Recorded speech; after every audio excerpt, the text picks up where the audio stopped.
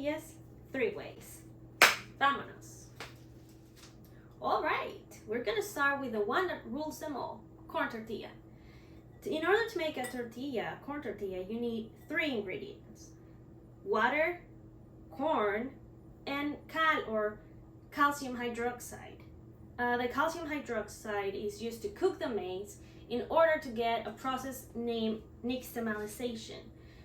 In your supermarket, hopefully you can find this, which is the maize that's already been processed. This is just corn flour, or masa flour I think it's called, and that's all we're gonna use, and your good old warmish water. What I do is I just let my tap water run, and once it feels warm, that's what I use. You really don't need it to be super hot. To make around 8 tortillas or 10 if you make them small, you're gonna use 1.5 of your flour. So what you're gonna do is just go little by little, and you'll be seeing how much more water it needs. It's always better to have less water than having to add more flour, and it's all a mess. And so just go by side. I'm gonna do around 1 cup first. I'm gonna see how this goes.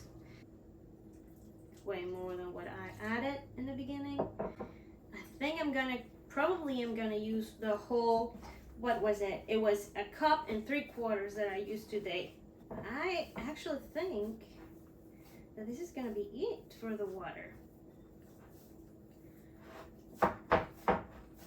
So this is what you want. Basically, it comes off easily from your hands, comes off from the bowl. All right. Before you go ahead and start making your balls, which are called testales, you're gonna let it rest for a little bit so it fully absorbs the water. It gets like this nicer, more even hydration throughout. So we're just gonna cover and let it sit for around 10 minutes. Now we're moving to many people's favorite, which is a flour tortilla. This is the easiest way to make them. There are more complex ways, but today we're just making easy, simple tortillas. I'm gonna go for 1, I was stupid, 1 cup of flour. This time, I do like to add salt to my flour tortillas. Very minusculous pinches of salt, which would be a regular hand size pinch of salt, and some lard. You can use shortening if you're not a fan of lard, but I do like it. Almost like sand looking like. Less tight as if you were to do a pie dough. It doesn't have to stick together because we still need to add the water. All right. Now things are gonna get sticky this time. Oop. Let's measure 1/2 cup first. I think I'm gonna use my spatula first. Still sticky, but I think it's working out quite nicely.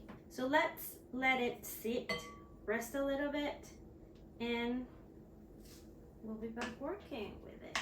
Let's go. We're using whole wheat, regular flour, whole wheat, just 1 cup of it. There we go. Again, I do add salt to this one. I don't know why I insist on using my fingers for this, but I guess you can pinch better than me. And some coconut oil. Here we go. Making some dandy like situation. Let's see. Let's go little by little. Again, is lukewarm water. It's not hot. It's not cold. Here we go. It's coming together almost immediately. Yeah, look at this. You want it to be more even. Again, it's quite sticky. Let it rest and we'll be up to making them. Okay, so here we have our wonderful masa dough. Look at it, how pretty. It's pretty, oh so pretty. How do I like to do it is I like to, it depends. If I'm making all the tortillas at once, I make all the salads and go one on one. So let's do that. If I make one by one, some of the salads are gonna be, you know, this size, and some others are gonna be this size. So, you know, probably if you are very peculiar about that, you can use a scale. I'm not gonna do that. Look, they're already uneven sizes. Mine are always UFO looking for some reason. So let's see if I can make a nice little ball. This might be a little bit.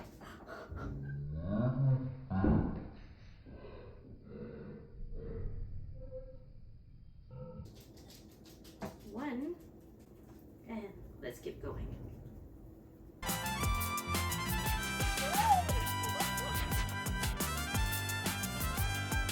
So this one I got from Amazon. You can get it from there, or if they sell them in some tienda near you, I've seen them around here too. So maybe you can find one. Be careful here. You want to use a plastic old bag. I just cut the little sippity sips, and I'm using it, and then I wash it and I keep it either in the press or somewhere where I can reach for it, and it's wonderful. I'll give it a little help just for the fun of it. A little tip is I recommend holding the piece so it doesn't wrinkle, because any wrinkle is gonna cut through the dough and you're gonna have to do it again. But that's the good part. You can make them 3 times if you need to make them 3 times. Press firmly, then release, check it out. You see, wrinkles. And from there you go, maybe a little bit more. Once more. There you go, one fast. And that looks good to me. Now, the test is, let's try taking it off. So I left, get stick as you can see, and then peel off from the plastic, and it worked except for that little bit, but it's all right. You would go from this point straight to your comal, to your pan, to whatever that must be, hit up and place it. All right. Hey, I'm really proud. I think it's the first time that the first one comes just as it. We have the flour and lard one. You can see it's rested, it's stretchy. Sprinkle some flour on your surface.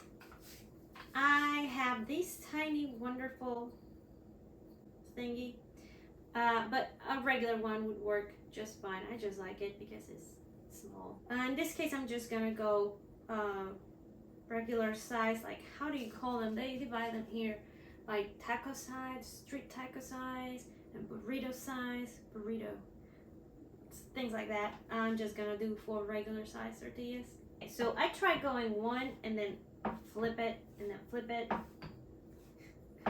Sometimes that helps to keep a more even shape.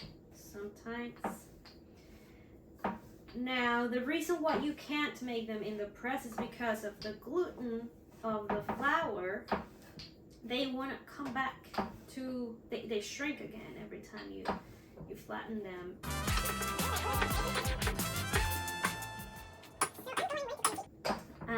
I surpassed the regular size that I was going for, and now it's a quite big tortilla. Alright, so I'll make the others and I'll tell you how to cook them. I think I'm gonna make 4 as well. So I have some whole wheat flour.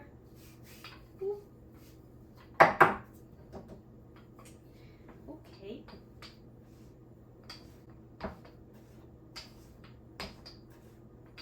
Look at my wonderful, perfect circle. Again, of course, if you are very peculiar about that, you can, you know, put a little dish and cut it and make your perfect circles. But I am not gonna fight that. You're fine. You're perfect. For me, you're beautiful, and I love you with the shape that you have. Spread it, but I don't go back and forth, back and forth. I just go like one direction only. I try to, or at least I think I do. I just do this to shake off the excess flour.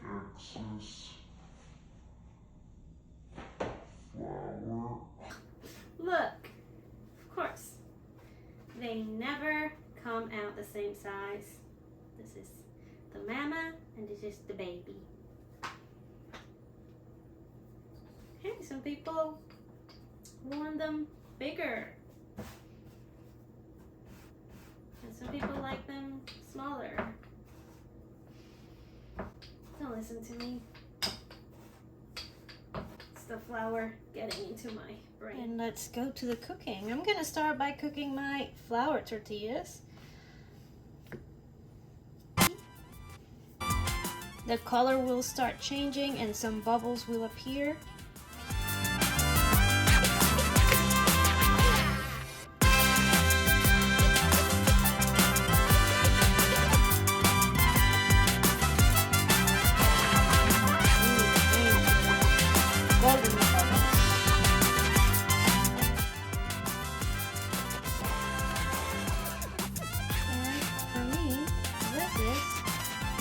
Good enough. It's time for the whole wheat flour tortillas.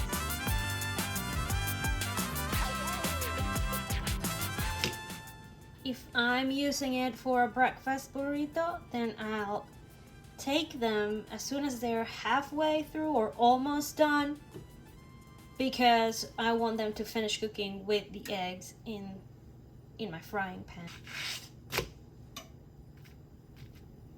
The turn for the queen tortilla.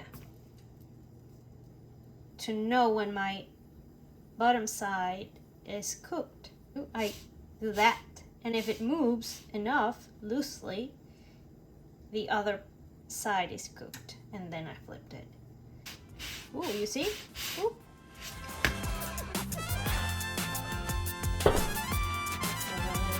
Rolling. See?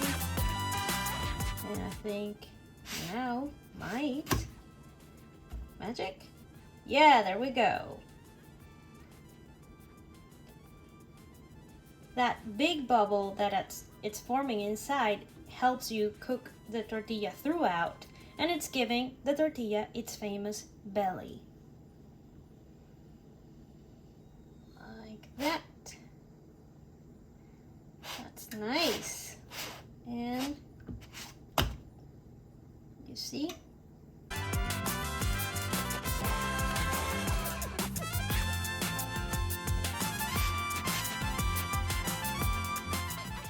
And that's it. If you like it, just like these tortillas, share, like, subscribe, and be notified. For more, follow me on the socials. Adios, amigos.